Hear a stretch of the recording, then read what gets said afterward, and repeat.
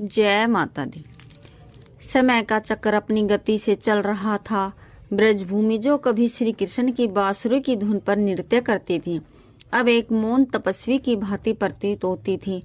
कन्हैया को मथुरा और फिर द्वारका गए हुए 10 को बीत चुके थे।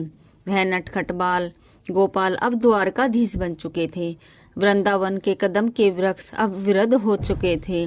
यमुना का प्रवाह भी धीमा पड़ गया था, मानो वह भी किसी की प्रतीक्षा में थमसी गई हों। गोकुल की गलियां जहाँ कभी माखन चोरी का शोर होता था, अब वहाँ केवल यादों की धूल उड़ती थी। इस सूनेपन के केंद्र में थी श्री राधा रानी।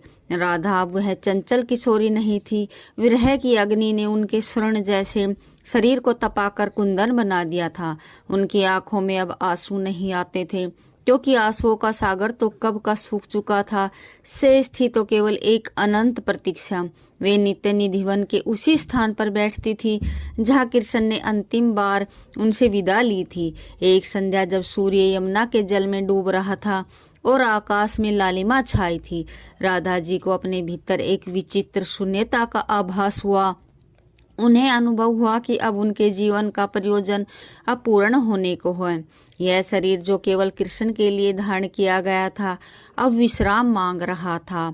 क्या मैं बिना एक बार उन्हें देखे ही चली जाऊंगी?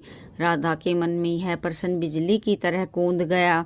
अंतरात्मा से आवाज आई, नहीं राधे, प्रेम की पूर्णता दर्शन में है।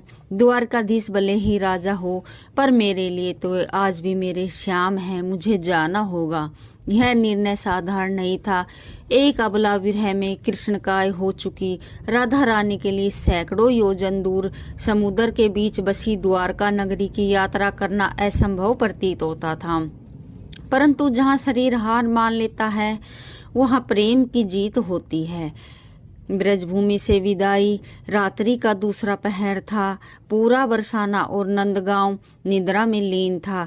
राधा जी ने अपने पुराने जीर्ण क्षण श्वेत वस्त्रों को ठीक किया। उन्होंने कोई आभूषण नहीं पहना था। उनका सबसे बड़ा आभूषण तो कृष्ण प्रेम था, जो उनके रोम रोम से प्रकाशित हो रहा था। चलने से पूर्व उन्होंने ब्रज की रज मिट्टी को उठाया और अपने माथे पर लगाया।